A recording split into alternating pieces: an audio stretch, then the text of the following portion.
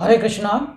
आज 6 अगस्त 2023 हम चर्चा करने जा रहे हैं शुक्र पर। शुक्र जो सुंदरता का प्रतीक है, हमारे जीवन में जितनी भी सुख सुविधाएं हैं उन सभी का प्रतिनिधित्व शुक्र करता है।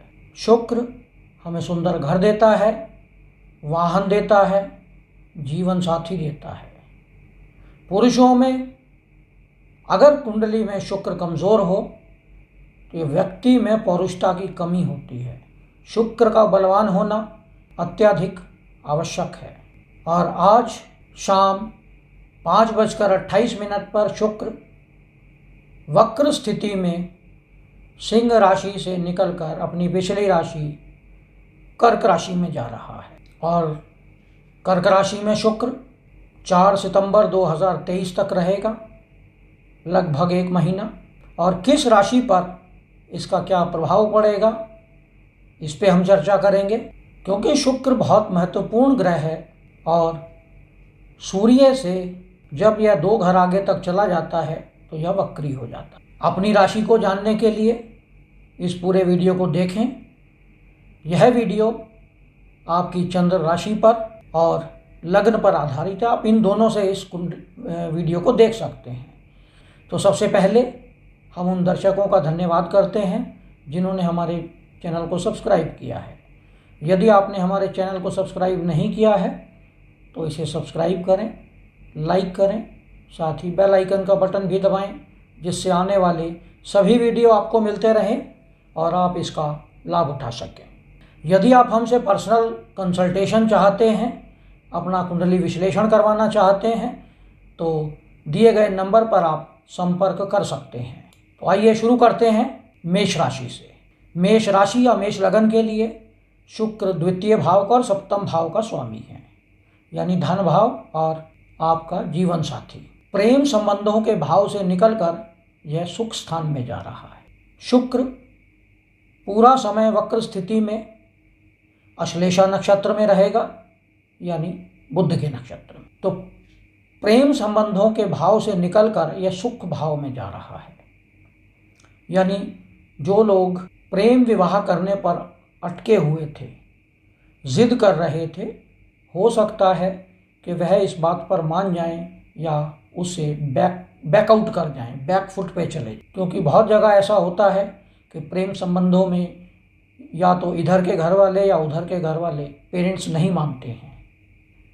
तो ऐसी स्थिति में जब शुक्र पंचम भाव से निकलकर चतुर्थ भाव में जाएगा, सुख स्थान में, तो ऐसे लोगों को हो सकता है कि अपने पेरेंट्स की वह बात मान ले, जो मेष राशि या मेष लगन वाले लोग हैं। धन भाव का स्वामी चतुर्थ भाव में है, वाणी का स्वामी चतुर्थ भाव में है, तो अपनी वाणी से आपको सुख की प्राप्ति होगी। अगर हम वृषभ राशि या वृषभ लगन की बात करें तो लगन का स्वामी और छठे भाव का स्वामी तृतीय भाव में, तृतीय भाव चतुर्थ भाव से निकलकर तृतीय भाव में जा रहा है। तो हो सकता है कि कुछ लोग अपनी प्रॉपर्टी सेल करना चाह रहे हों, नहीं बिक रही है, तो ऐसी स्थिति में प्रॉपर्टी बिकने का योग बन सकता है।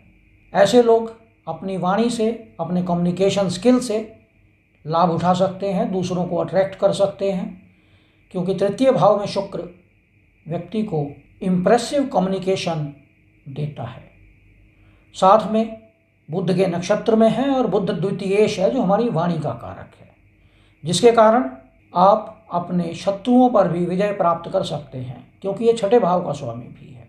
अगर हम मिथुन लगन या मिथुन राशि की बात करें तो इसमें 12वें भाव का और पंचम भाव का स्वामी बनता है द्वितीय भाव में। शुक्र द्वितीय भाव में, यानी यहाँ फिर आपके कुटुंब में कुछ खर्चा बढ़ सकता है, क्योंकि द्वादश भाव का स्वामी है शुक्र। आपकी वाणी में मधुरता होगी, अट्रैक्शन होगा, धन में वृद्धि होगी, लेकिन कुटुंब के धन में संचय कम होगा, व्यय अधिक होगा। संतान सुख की प्राप्ति होगी, और यदि संतान प्रोफेशन में है तो उनके प्रोफेशन में भी वृद्धि होगी। अगर हम कर्क राशि या कर्क लगन की बात करें तो लगन में शुक्र, यानी 11वें भाव का और चतुर्थ भाव का स्वामी लगन में, बहुत सुंदर स्थिति है। चतुर्थ भाव यानी सुख भाव का स्वामी लगन में है, आपके सुख में वृद्धि हो रही है। आप अपने प्रयासों से सुख प्राप्त कर सकते हैं। धन लाभ कमा सकते हैं। इसके लिए आपको प्रयास करना पड़ेगा, क्योंकि शुक्र बुध के नक्षत्र में है और बुध तृतीयेश और द्वादशेश है, तो प्रयास आपको करने पड़ेंगे। धन लाभ निश्चित रूप से आपको मिलेगा और सुख की भी प्राप्ति होगी। अगर हम सिंह लगन या सिंह राशि की बात करें तो शुक्र 12वें भाव यानी दशमेश और तृतीयेश, दशम भाव का स्वामी द्वादश भाव में और तृतीय भाव का स्वामी द्वादश भाव में। आप कुछ विदेश यात्रा कर सकते हैं, विदेश का कुछ प्रोग्राम बन सकता है, लंबी यात्रा पे जा सकते हैं, आपको विदेश में धन लाभ हो सकता है, क्योंकि लाभेश जो नक्षत्र का स्वामी है वो लाभ स्थान का स्वामी है बुध, और द्वितीयेश भी बुध है और वह चला गया है द्वादश भाव में। तो आपको विदेश से धन लाभ की स्थिति बनी हुई है। इसके लिए आपको प्रयास करना पड़ेगा, क्योंकि तृतीय भाव का स्वामी शुक्र द्वादश भाव में और वहाँ बैठकर आपके छठे भाव को भी देखता है।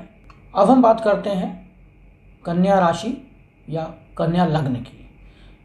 यहाँ पर बुध दशम भाव का स्वामी है, जिसके नक्षत्र में शुक्र है, और शुक्र यहाँ पर द्वितीय भाव और नवम भाव का स्वामी है। ऐसी स्थिति में शुक्र पंचम भाव को देखता है, यानी आपके ज्ञान में वृद्धि करता है, प्रेम संबंधों में वृद्धि करता है।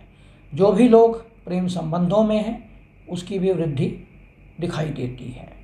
साथ में भाग्य आपका साथ देगा, क्योंकि नवम भाव का स्वामी एकादश भाव में है, द्वितीय भाव का स्वामी एकादश भाव में है। धन योग बहुत अच्छा बना हुआ है, धन लाभ की स्थिति बनी हुई है कन्या राशि वालों के लिए, तो इसका लाभ उठाएं। अगर हम तुला राशि या तुला लगन की बात करें तो इसके लिए लग्नेश दशम भाव में, बुध नवम भाव का और द्वादश भाव का स्वामी है, जिसके नक्षत्र में शुक्र है, और शुक्र अष्टमेश भी है। जो लोग स्पेक्यूलेशन से, सट्टा बाजारी से, शेयर मार्केट से अर्न करते हैं उनके लिए अच्छा योग बना। जो लोग मेहनत करते हैं कॉस्मेटिक्स के या फिल्म इंडस्ट्री में हैं, तुला लगन या तुला राशि वाले, या लग्जरियस आइटम्स के बिजनेस में हैं, उन्हें विशेष लाभ होने की संभावना बनी हुई है। अगर हम वृश्चिक लगन या वृश्चिक राशि की बात करें तो इसमें सप्तमेश और द्वादशेश नवम भाव में। ऐसी स्थिति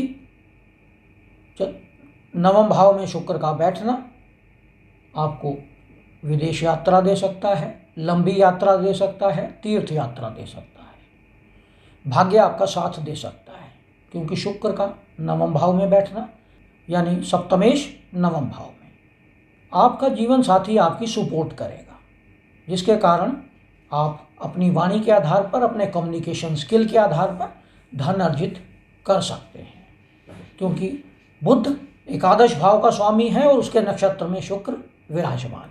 बुध अष्टमेश भी है, तो आपको स्पेक्यूलेशन से भी लाभ मिल सकता है।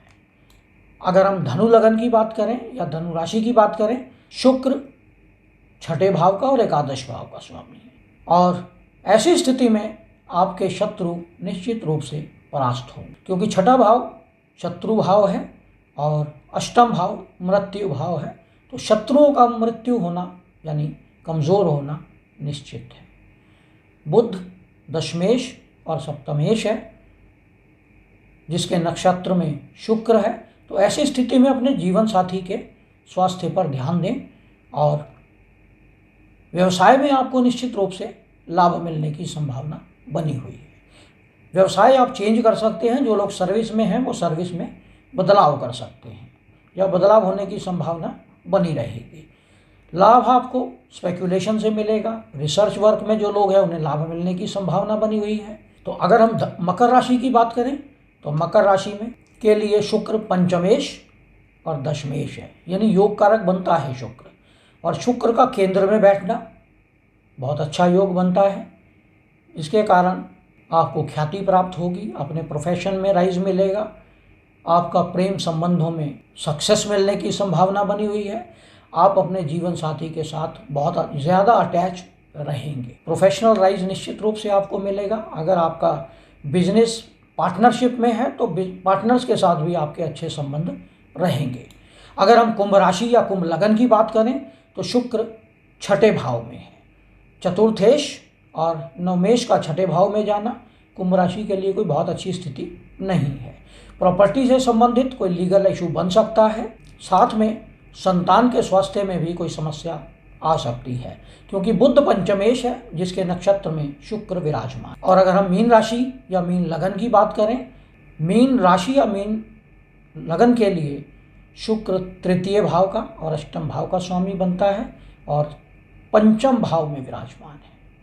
यानी पंचम भाव में बैठा शुक्र प्रेम संबंधों में वृद्धि करता है, अटैचमेंट बढ़ाता है, ज्ञान बढ़ाता है, पढ़ने की क्षमता बढ़ाता है, आपका एजुकेशन स्किल बढ़ता है। तो यह विश्लेषण था शुक्र का कर्क राशि में, जो 6 अगस्त से लेकर 4 सितंबर तक कर्क राशि में रहेंगे। तो यह विश्लेषण आपको कैसा लगा इस पे कमेंट करें।